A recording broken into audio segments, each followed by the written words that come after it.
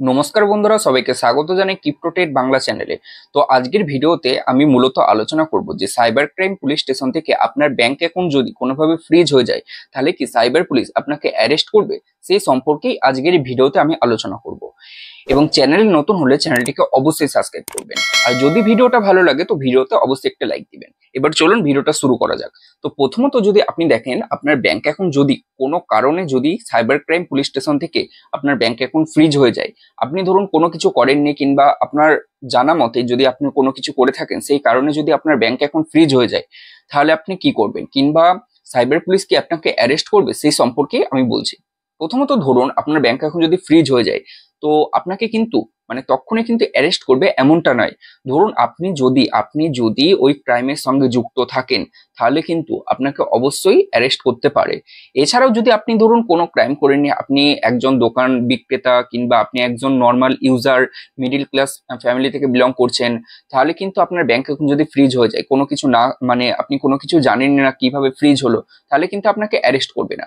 এবার ধরুন আপনার ব্যাংক অ্যাকাউন্ট আপনার জেনে শুনে ফ্রিজ হলো, যে ধরুন কোনো গেমিং সাইট কিংবা কোনো সাট্টা সাইট, বেটিং সাইট, ক্রিপ্টোতে পিটুপি ট্রেডিং করে, এছাড়াও ট্রেডিং করে যে কোনো ট্রেডিং এর পয়সা তুলে যেগুলো, কিংবা অনেক গেমিং সাইট রয়েছে, অনেক সাট্টা সাইট রয়েছে, সেখান থেকে যদি আপনারা ব্যাংকের ধরুন টাকা নিন, তখন যদি ধরুন আপনার ব্যাংক অ্যাকাউন্ট ফ্রিজ হয়ে যায় সাইবার ক্রাইম পুলিশ স্টেশন থেকে, সেটা কিন্তু আপনি জানছেন যে ওই কারণে ফ্রিজ হয়েছে। এবার ধরুন আপনি ওই ব্যাংক অ্যাকাউন্টটা বন্ধ করে দিলেন, আর ইউসি করছেন না। ধর একটা ব্যাংক অ্যাকাউন্ট ফ্রিজ হয়ে গেছে, তো এটা বাদ দিয়ে দিন, অন্য একটা অ্যাকাউন্ট খুলে নেবেন। এরকম যদি চিন্তা ভাবনা করেন, তো তাহলে কিন্তু 1 বছর পর, এমনকি 2 বছর পর, কিন্তু যখন 3 বছর পর, যখন ওই কেস, যখন ইনভেস্টিগেশন যখন শেষ হয়ে যাবে, তখন যখন দেখবে যে আপনি কোনো পদক্ষেপ নেননি ওই ব্যাংকের কোনো আনফ্রিজ করার জন্য, তখন কিন্তু ওই সাইবার ক্রাইম পুলিশ আপনাকে কিন্তু একজন ফ্রড কিংবা অপরাধী ভাববে, তখন কিন্তু আপনাকে অ্যারেস্ট করতে বাধ্য হবে।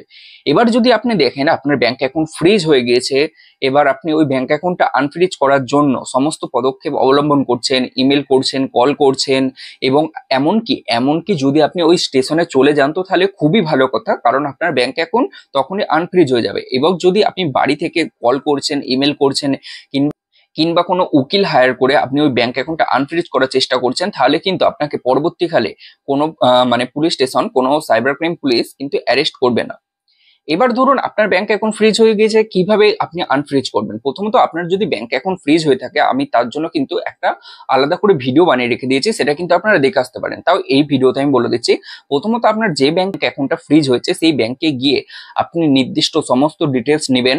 সেই যেখানে ব্যাংকের যারা লোক রয়েছে তাদের কাছ থেকে ডিটেলস নেবেন, কি কারণে ফ্রিজ হয়েছে, কোথা থেকে ফ্রিজ হয়েছে, এবং কত টাকা ফ্রিজ হয়েছে, না অলরেডি ফ্রিজ হয়েছে, না হোল্ড হয়ে রয়েছে, যা লিন, যেটাকে লিন বলে। এছাড়াও অনেক কিছু, যেরকম ব্যাংক টোটাল ডেবিট ফ্রিজ হয়ে যায়, কিংবা আপনি টাকা আসতে পারেন, তুলতে পারবেন না, এমনকি শুধু যেইটুকুনি অ্যামাউন্টটা হয়েছে সেই যদি যে যা কারণে ফ্রিজ হয়েছে সেটা আগে জানবেন। এরপর যেই সাইবার ক্রাইম পুলিশ স্টেশন থেকে ফ্রিজ হয়েছে সেখানে যদি আপনি যেতে পারেন তো খুবই ভালো, আর না হলে আপনি কল করুন কিংবা ইমেল করুন, তাহলে কিন্তু আপনার ব্যাংক অ্যাকাউন্টটা আনফ্রিজ হয়ে যাবে।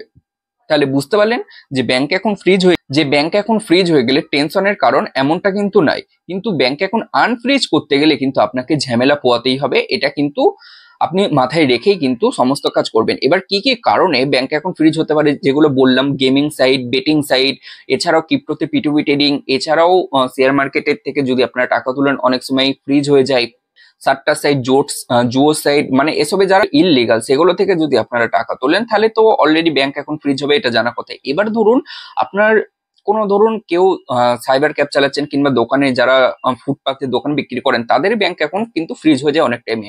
কারণ কোনো ফ্রড ব্যক্তি আসলো, তার ব্যাংকে বললো, যে ওনাকে বললো যে দাদা আপনি ফোন পেতে কিংবা কিউআর কোডে 10,000 টাকা পাঠাচ্ছে, আপনি আমাকে ক্যাশ করে দিন। কিন্তু সেই টাকাটা আপনি কিন্তু জানেন না সেটা ফ্রড টাকা না রিয়েল টাকা। এবার ধরুন আপনি হ্যাঁ বললেন হয়ে যাবে, টাকাটা আমি দিয়ে দিচ্ছি। এবার 10,000 টাকা যখন আপনি ক্যাশ দিয়ে দিলেন, ওই লোকটাকে কিন্তু আপনি চেনেন না, যে লোকটা আপনাকে কিউআর কোডের মাধ্যমে টাকাটা দিল। তখন কিন্তু আপনার ব্যাংক অ্যাকাউন্ট ফ্রিজ হয়ে যেতে পারে, এবং আপনি কিছু না করার সত্ত্বেও কিন্তু তখন কিন্তু আপনার ব্যাংক অ্যাকাউন্ট ফ্রিজ হয়ে যাবে। তাহলে কিন্তু তখন ওই যে বিক্রেতা, সেই বিক্রেতার পক্ষে কিন্তু যাওয়ার সম্ভব নাই ওইখানে, বাইরের স্টেট থেকে। আর সবসময় কিন্তু যখন ফ্রড গুলো হয়, তখন কিন্তু বাইরের স্টেট থেকে বেশিরভাগটা ফ্রড হয়। সেই কারণেই বলছি এইসব থেকে মানে এইসব যে কেউ অচেনা ব্যক্তি আসলো যে আপনার কাছ থেকে যে 500 টাকা ক্যাশ নিবে, আমি অনলাইনে ফোন পে করে দিচ্ছি কিংবা গুগল পে করে দিচ্ছি, আপনি কিন্তু কখনোই করবেন না। কারণ ওই 500 টাকার জন্য কিন্তু আপনার ব্যাংক অ্যাকাউন্ট ফ্রিজ হয়ে যেতে পারে, এবং বাইরের স্টেটে হলে সেটা কিন্তু 5-10 এবং এমনকি অনেক টাকা পর্যন্ত ব্যয় হয়ে যেতে পারে সেই ব্যাংক অ্যাকাউন্টটা আনফ্রিজ করার জন্য। তো ব্যাংক অ্যাকাউন্ট যদি ফ্রিজ হয়ে যায়, কোনো টেনশন না করে আপনি পদক্ষেপ মানে যেই পদক্ষেপগুলো রয়েছে সেগুলো কিন্তু ভালোভাবে ফলো আপ করলে আপনার ব্যাংক অ্যাকাউন্ট আনফ্রিজ হয়ে যাবে। তো ভিডিওটা আজকের মতো এখানেই শেষ করছি। তো যদি ভিডিওটা ভালো লাগে তো অবশ্যই একটা লাইক করবেন।